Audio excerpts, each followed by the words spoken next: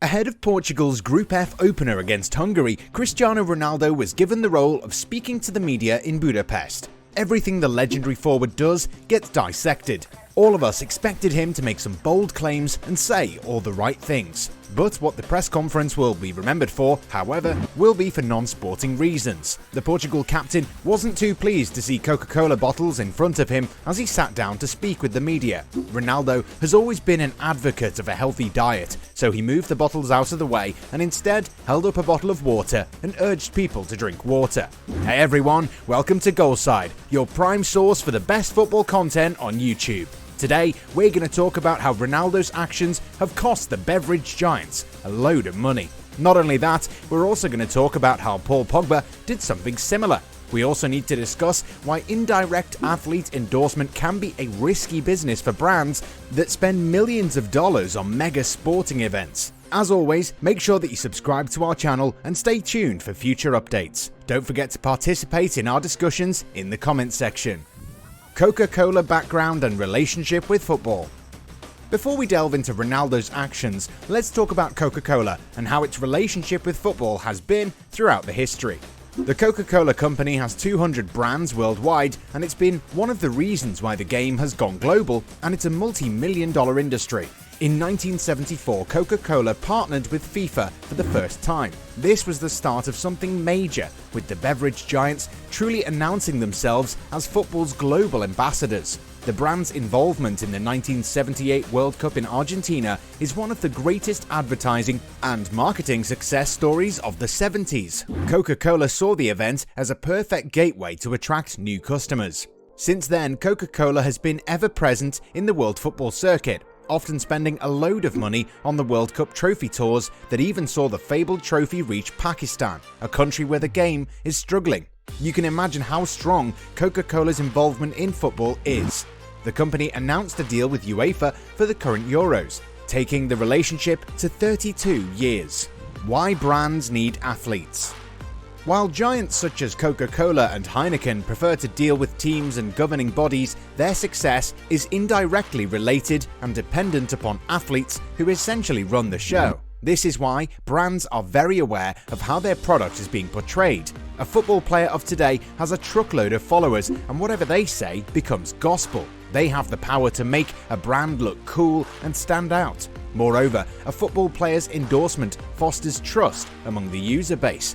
At its root, a brand is about trust, and what better way to increase your brand's prestige than asking a famous football player to do that? Using a football player encourages a sense of familiarity with a brand, so that when people go to a store, they already feel as if they have established a trusting relationship with certain products.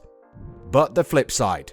The ugly truth is that these athletes can be powerful beyond measure. They can make or break a brand. We're living in a world where Elon Musk's tweet about Bitcoin caused a buying frenzy. A football player can be an issue to a brand as well, especially those that are indirectly related and reliant upon them. While a footballer's bad behavior can create opportunities for a brand, it can lead to more issues than anything else. And Ronaldo's actions are a prime example of how much power a football player carries. While his playing days might be over in a few years, Ronaldo is a global face for the beautiful game and has fans all over the world in millions, if not billions. The former Real Madrid man has the Midas touch, but at the same time, he carries a little bit of the Medusa's stare in him. It was the latter that hit Coca-Cola. His actions sent reverberations around the world and also coincided with a $4 billion drop in the brand's market value. Since then, the brand's market value has continued to drop, and it'll be quite interesting to see how drinking water companies have fared during this time. Not every celebrity has that kind of power, but then again, Ronaldo is a brand himself, so his word is going to be taken seriously. A dangerous precedent. France midfielder Paul Pogba became the latest footballer to take issue with Euro 2020's official beverages after removing a bottle of Heineken beer that had been placed in front of him at a news conference the very next day. The Manchester United midfielder is a practicing Muslim and moved the bottle of Heineken's non-alcoholic brand when he sat down to speak to the media after France's 1-0 win over Germany. Euro 2020 has quickly become quite the headache for the marketing gurus of many of the tournament's sponsors. Ahead of the France-Germany encounter, an individual from an environmental group parachuted onto the pitch to protest against tournament sponsor Volkswagen. The move was actually done as part of Greenpeace's demand from the German manufacturer to stop selling cars that run on fossil fuels. Similarly, Italy star Manuel Locatelli also removed a beer bottle away from the view of the cameras, thus denying the brand the publicity that it's paid a lot of money for. Sponsors are slowly facing more and more scrutiny in big tournaments, with McDonald's another brand that has been criticised for its role in increasing obesity. Similarly, cigarette manufacturing companies and betting firms have also seen question marks over their role in football. Numbers do matter. A lot. While UEFA hasn't commented on the Heineken issue, tournament director Martin Callen has revealed that the governing body has communicated with the teams to ask their players to stop removing strategically placed sponsor drinks from news conference platforms. Both Coca Cola and Heineken are among the 12 top-tier sponsors for Euro 2020, and they contribute to the tournament revenue of about €2 billion. At the same time, players indirectly get money from the Euro 2020 commercial income via their federations and clubs.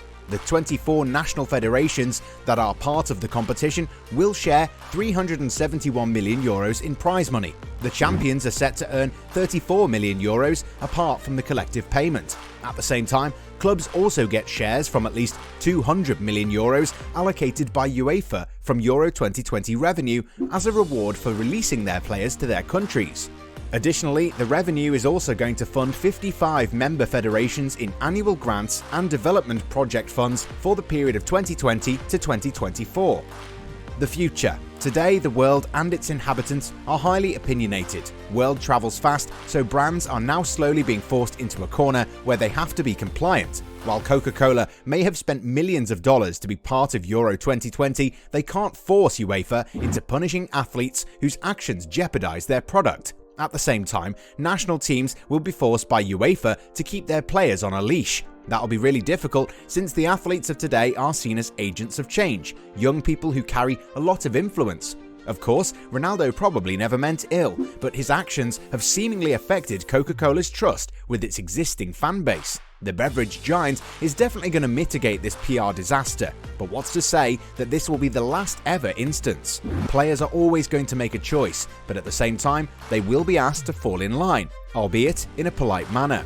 In the coming years, brands will be forced into being more creative when it comes to marketing their products, rather than diving headfirst into a conflict with a star player. While these are the companies that make football such a lucrative business, they're still not the ones that are holding all the power. These brands know that they need the best players on the planet in order to increase their revenues. At the same time, players also know that they need these brands as well in order to enjoy the lifestyles that they have been blessed with. A compromise is likely to be reached eventually, but before that, we can expect some similar instances where an athlete will try to take a stand in front of a brand whose product doesn't agree with how they perceive the world. At least it'll make things a little bit more interesting off the pitch, even though it'll give many marketing managers some sleepless nights. So then, that's our take on the entire scenario. What do you think is the best course of action moving forward? Do you think that Ronaldo could have done things differently? Let us know your thoughts in the comments section.